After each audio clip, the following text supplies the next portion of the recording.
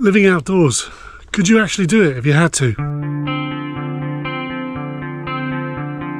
Hi, this is Everyday Prepper. Welcome to the channel. I wanted to make a really quick video whilst I'm down on the boat, just getting some bits together about prepping as if you're having to live outdoors for a long time. And the reason I wanted to talk about this was because I've been out for a really nice walk today, and I was also looking for some spots to do some wild camping around my local area.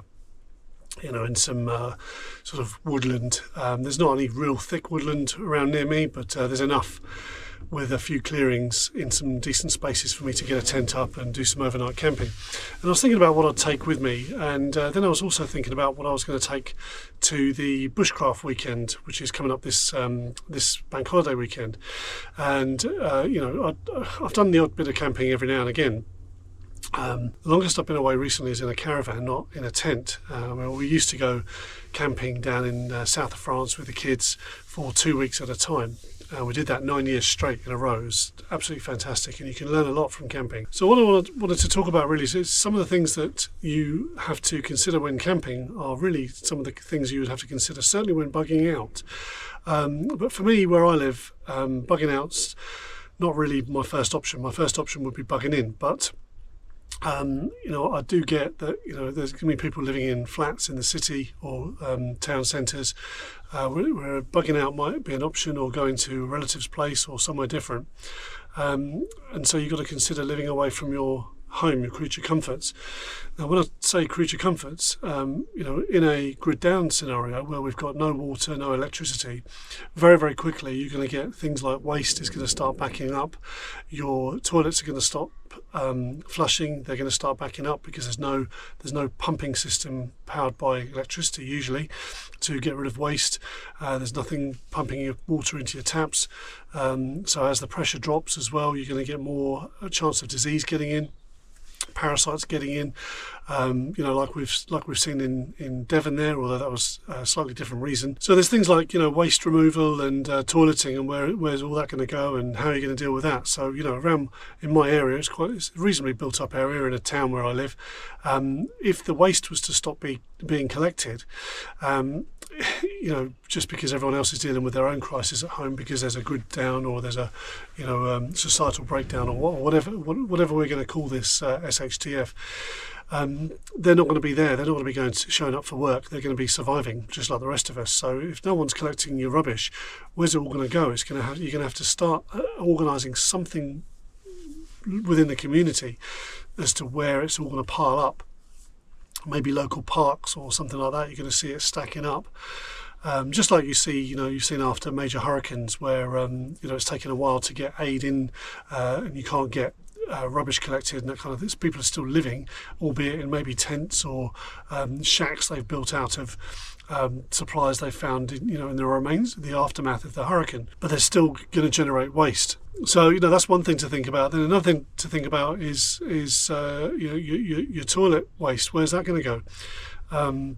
If it can't go down the toilet, because eventually it will back up because it won't be pumped down through the sewage system anymore, then you've got to think about you know, burying the waste, or having some kind of sluice somewhere that you're going to put your waste in. It's got to be a long way away from your home, otherwise you're going to attract all kinds of diseases and vermin and that kind of stuff. Same with the waste, you know, that's going to normal household trash.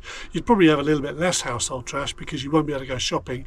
There won't be all the plastic packaging and all the other rubbish that food comes in these days, but there's still going to be a fair amount, and it will build up over time. So yeah, you know, thinking about camping this coming weekend, I've got a couple of nights, you know, I think it's 2 nights in a tent. So you know, I've made a list, and it's going to be an absolute carload of stuff. I have got a lot of camping equipment that I've accrued over the years. Some of you may have never been camping. I would strongly recommend it. It really forces you to innovate and become self-sufficient in your own right, and just surviving, you know, even for one night. It takes quite a lot of gear and quite a lot of thought into the process. And we've always done our holidays like that. I've never been on, I think I've only been on one like full board holiday in my life. Now, I'm sure they're wonderful. And the one I went to was actually in Africa, West Africa, in Gambia. But what was weird there is it was full board. We were in an absolute top class hotel. You walk outside of the hotel and drive down the road, and there's people living in cars at the side of the road, actually living in cars at the side of the road. Now, they don't get as strong a winter as we do, but it must be pretty grim. So that's another thing as well. You know, if you're thinking about what you're going to do, if you're going to be bugging in, then that's great, but you'll essentially end up camping in your house. You know, if you imagine you've got no electricity, no water, no waste going out, and you've got no gas supply, so you're going to have literally camping equipment all around your house, batteries with solar providing DC voltage all around, and DC lighting, 12-volt lighting all around your house, pretty much like what I've got at the moment. I suppose in practice really, and also to save money, and also just to show that I can be self-sufficient. If you're bugging out, you know, it's a different kettle of fish there. You know, you're going to be taking all that stuff with you. It's going to be a lot of gear. You're going to have to build a base. I was looking around some woodland, as I said, local to me, and the obvious places that I would look to perhaps do a bit of not stealth camping, but just literally just tucking myself away and making sure I'm not discovered. You know, it wasn't too far from footpaths or roads, but what I did find was that people had already set up camp in these in a few of these, about 3 or 4 of these places. I found that people had built shelters, and they'd just partied, so there was beer cans and rubbish and, you know, an absolute state. I took some footage of it, and you know, but they're not people who are actually looking to survive. But then again, I've seen, you know, homeless people setting up in woods, and the absolute trash that they leave, they don't clear up after themselves. You know, I'd be looking to do that, but eventually, if you're living outdoors, there's going to be a point where you're going to really have to consider, where is your waste going? Who's going to deal with it? Where's it going to go? You're going to have to start literally building your own waste pit, making sure that your toilet waste goes downstream rather than upstream if you're near a river. And all these things you've got to take into consideration.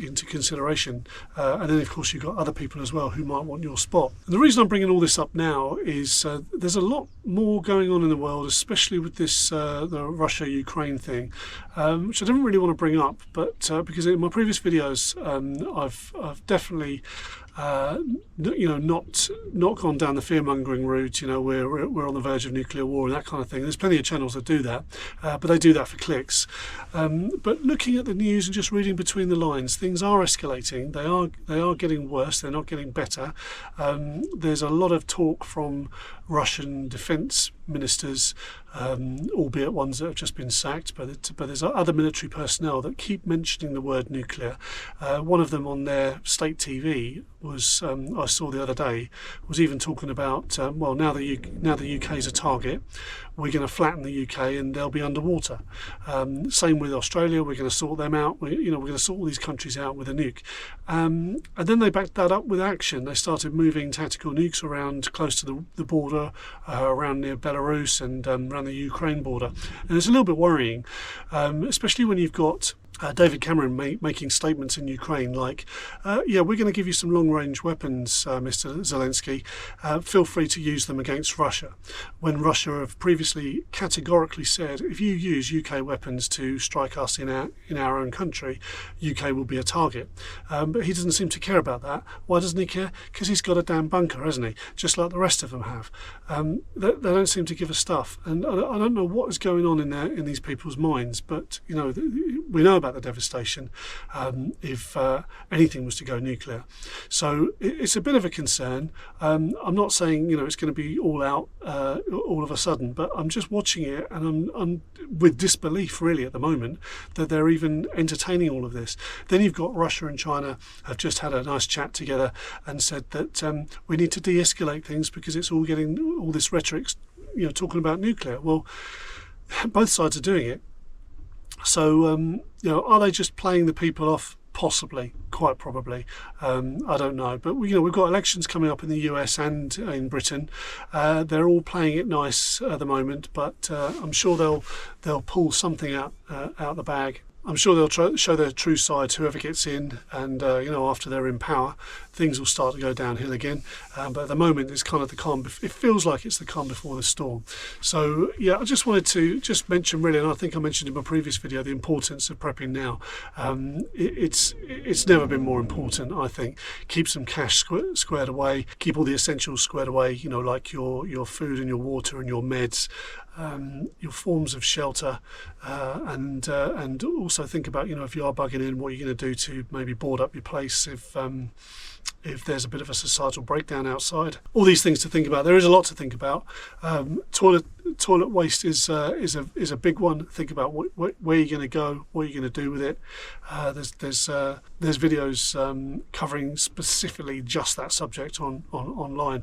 Maybe I'll cover it in more detail on a later one. There's things like liners that you can put inside your toilet. Upstairs, make sure all the water's gone and just put a liner in there, and then you can empty that out or throw that out at your waste site, wherever that's going to be.